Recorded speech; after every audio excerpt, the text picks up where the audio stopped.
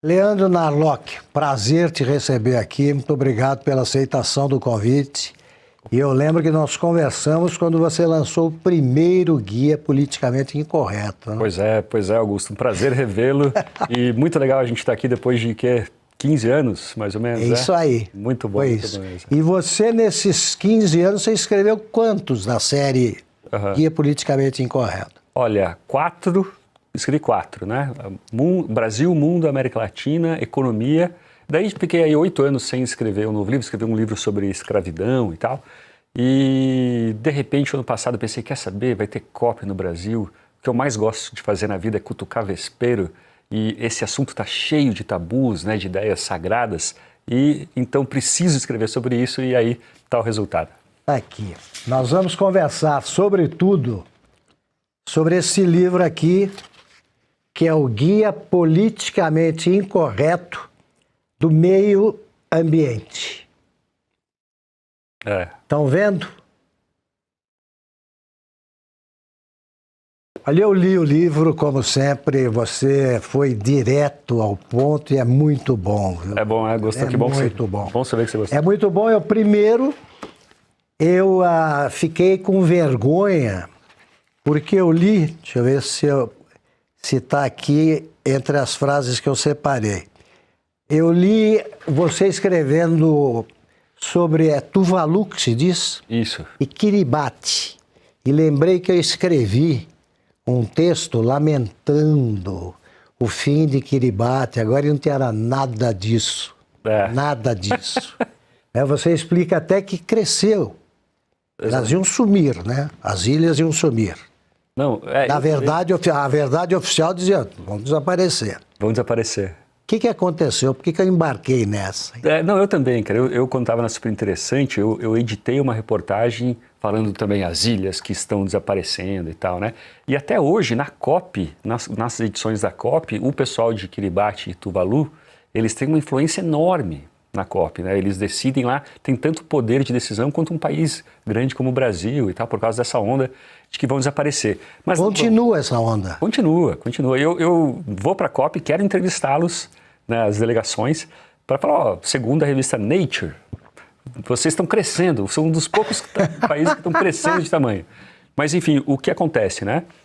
Esses países, eles eram o território desses países, eles nasceram com vulcões que emergiram, vulcões submarinos que foram emergindo e depois afundaram. Enquanto eles afundavam, corais se formavam, né?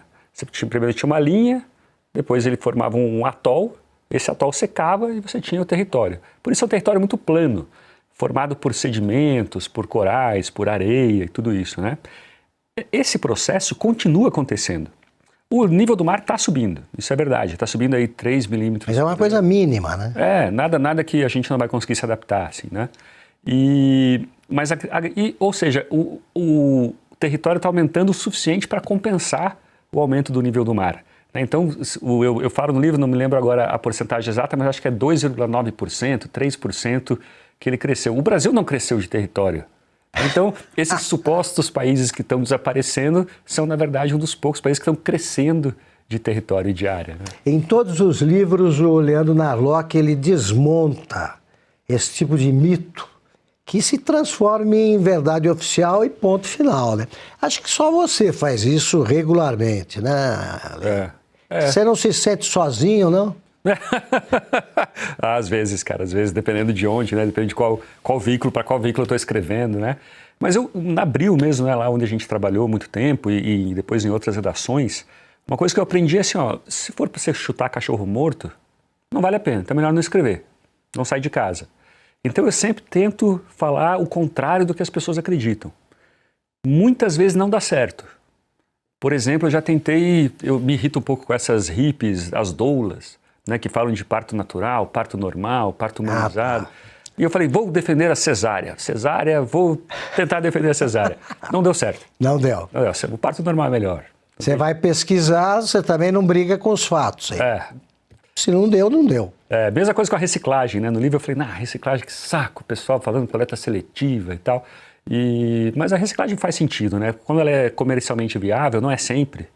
Mas quando é comercialmente viável, faz sentido, é ótimo. Né? Não tem nenhum Agora, Narlock, você sempre foi assim, teu temperamento é esse? Desde garoto você gostava de andar na contramão, não? Porque você conta que começou a pensar nesse livro conversando com o teu filho sobre aulas. Que ele tinha isso mesmo? Isso, exatamente. Eu, em 2020, na pandemia, né? Eu ficava escutando meu filho ter aula online, estava com uns 11 anos nessa época, e a aula, Augusto, não era uma aula de conhecimento.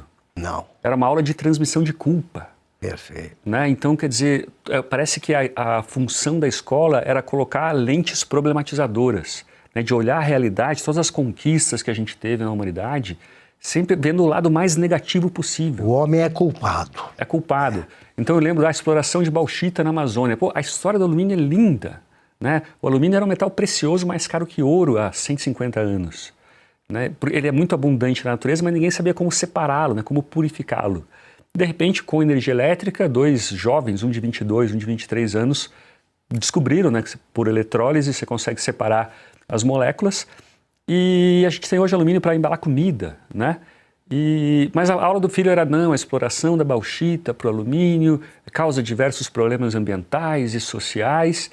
E ali eu percebia que aquela aula não criava cidadãos conscientes, né, como eles se propunham, e sim cidadãos desinteressados. Quando eu contei a história do alumínio para o meu filho, ele ficou surpreso de saber que aquilo podia ser interessante, né? Então é muito interessante, o livro é um apelo nesse sentido, né? Vamos tentar comemorar um pouco o que a gente tem, tanto de conquistas ambientais. É claro, o mundo é muito melhor do que era. Exatamente. Muito melhor. Você vai preferir o que? O lampião? A óleo de baleia. Exatamente. Agora vamos lá.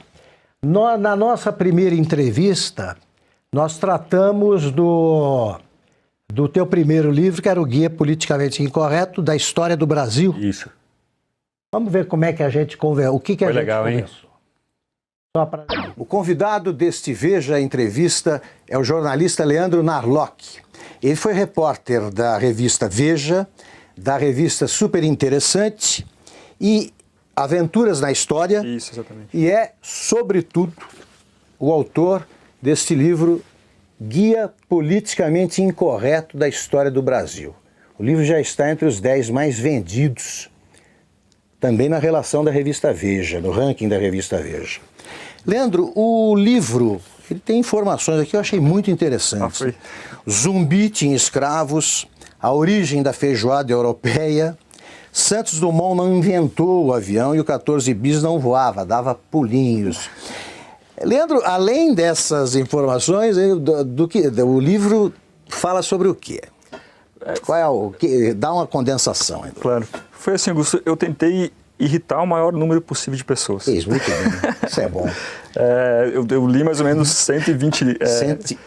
Não vou dizer que eu li todos, e a maioria desses estudos acadêmicos, são estudos acadêmicos, novos estudos 120. Isso, exatamente. Livros e ensaios. Livros e 120 dissertações. fontes que você consultou. Exatamente, tentando garimpar em todas elas o que tinha de mais desagradável e irritante e desconfortável para vítimas, para especialistas em patriotas em geral. Exatamente. E os famosos bons mocinhos da história do Brasil, né? Já estava em forma. Que vergonha, que isso. Estava tímido ali, caipira que sabia. Mas nós vamos mostrar o Leandro Narlock na página que ele tem no Instagram. No Instagram, como ele está desembaraçado ali. Mas olha aqui, Leandro, toda vez que eu pego um livro, assim, é pela abertura que eu sou fisgado, né? A abertura do 100 Anos de Solidão, por exemplo, quando houve uma pesquisa, se não me engano, da Playboy, uma votação lá entre jornalistas, qual é a melhor abertura de livros que você acha que é a melhor. E eu, sem hesitar, falei, 100 Anos de Solidão. A do gelo, né? Para conhecer o gelo. Muitos anos depois, diante do pelotão de fuzilamento, né? O coronel Aureliano Buendia haveria de lembrar-se da tarde remota em que seu pai o levou para conhecer o gelo. Você chega até aí, você não para mais. Você conseguiu, ontem, Peguei teu livro e li numa lambada só. Você conseguiu me pegar pela orelha. Você põe algumas observações que se expandem no livro, muito interessantes, e eu vou botar, a gente vai colocar no vídeo e você comenta o que você acha que deve. Em 1920, uma pessoa tinha 50 vezes mais chances de morrer em desastres climáticos do que em 2020. Sim. Pois é, esse aí a gente costuma acreditar, né, que o pessoal fica falando que a gente está numa emergência climática, numa ameaça existencial. De fato, a mudança climática está acontecendo e eu acho que ela tem a ver com combustíveis fósseis, com emissão de carbono e tudo isso. Isso está definido. Mas a ideia de que a gente vive uma emergência, não. Né? Justamente por causa dos combustíveis fósseis, que a gente teve cimento feito com muita energia fóssil, teve aço, e com esses dois, concreto e gasolina, enfim, as mortes, a gente se tornou muito mais protegido do clima. Né? Então, por exemplo, na Índia, você tem no século XIX todo, na verdade na Índia é toda a história dela, né? E até 1943 teve uma grande epidemia de fome que 2 milhões de pessoas morreram. Por quê? De repente, você tinha uma estiagem prolongada, né? Vinham as chuvas de verão, tardava para elas voltarem, e você não tinha nenhuma segurança hídrica, milhões de pessoas morriam. Quando se levou concreto para se fazer represas, para se fazer canais, né, para ter alguma segurança hídrica na Índia, as mortes despencaram. Né? Então esse um paradoxo, né, da mudança climática, do combustível fóssil. Ao mesmo tempo que eles aumentaram o efeito estufa, né, mexeram com o clima, eles nos tornaram muito mais resistentes ao clima. Né? Então, tem até um filósofo, Alex Epstein, até o Bill Gates meio que hoje ele escreveu uma carta que ressoa um pouco esse filósofo, falando o seguinte, olha, a melhor coisa que você pode fazer para um mundo sem mortes climáticas é enriquecer. Sabe, torça para o enriquecimento do mundo, quanto mais ricas as pessoas estiverem, mais protegidas elas estão do clima. Então, como eu digo aí, eu já falei isso na Folha de São Paulo uma vez, em 2021, e fui canceladíssimo. O ombudsman do jornal falou contra mim, eu disse assim, não, eu falei no jornal, né, que a gente está aterrorizado com o clima justamente na época em que menos pessoas morrem por causa do clima. Né? As mortes anuais, a média de mortes anuais saiu de 500 mil em 1920 para 17 mil em 2024. Né? É porque o clima está ajudando, porque é uma farsa, o aquecimento global, isso tudo não. Só porque a gente está mais rico e mais protegido. Né? E, enfim, eu vou fazer um gráfico, vou botar um outdoor em Belém com esse gráfico. Já vamos conversar já sobre isso. A outra frase. Mais pessoas morreram na construção de Itaipu do que por causa do acidente em Chernobyl. Essa eu estou vendo já que muita gente vai reclamar. É sempre perigoso falar sobre isso, porque muita gente fala, teve muito mais mortes. Mas é verdade. É verdade. É verdade. O que acontece? Chernobyl, apesar do que a gente vê na série, lá, aquela ótima série lá do HBO e tal, o que aconteceu? Na explosão do reator, morreram 2 operários. Depois, os bombeiros que chegaram lá, eles quase derreteram por radiação dias e semanas depois. Então, foram 28 bombeiros que morreram. Daí muita gente pergunta, tá, mas e o câncer? E os casos todos de câncer, né, da radiação que se espalhou pela Europa e tal? A ONU, ela criou um comitê para, afinal, quantificar quantas pessoas morreram, né, por causa dessa radiação. O câncer que mais acontece por causa de radiação é de tireoide, mas ele é pouco letal. Então ela falou, teve 5 mil casos a mais de câncer e 15 que resultaram em 15 mortes. Então a gente tem aí 45 pessoas. Muita gente fala, deve ter mais, deve ter quase 100 ou talvez 400, mas enfim, oficial, segundo a ONU, 45. Itaipu, o número oficial é 109. Acho que você sabe dessa época melhor que eu, que o pessoal na Rio-Niterói ou Itaipu, numa época sem segurança de trabalho. Exatamente, não tem nenhuma. O cara caía no alicerce lá que estava sendo construído com concreto, estava sendo concretado, ficava. Mergulhadores não tinham equipamento, aconteceu de tudo. Daí as pessoas falam, não, mas tem muito mais. Bom, se a gente for pensar em muito mais mortes de Chernobyl, também tem que contar que talvez também teve muito mais que 100 mortes em Itaipu, né? Claro. 45 mil acidentes de trabalho em Itaipu. Né? Vamos lá. Essa é muito, muito boa. Eu não sabia. Uhum. O plástico evitou que tartarugas marinhas virassem pentes e armações de óculos. Sim. Essa eu sabia. Agora, mas como é que você descobriu isso aqui? E é a primeira vez que eu vi alguma coisa favorável ao plástico, que é um negócio muito importante na vida da gente. Super. Não, o plástico... Diga por quê. O plástico, ele tornou possível que a gente tivesse mais conforto sem atacar tanto a natureza, sem explorar tanto a natureza.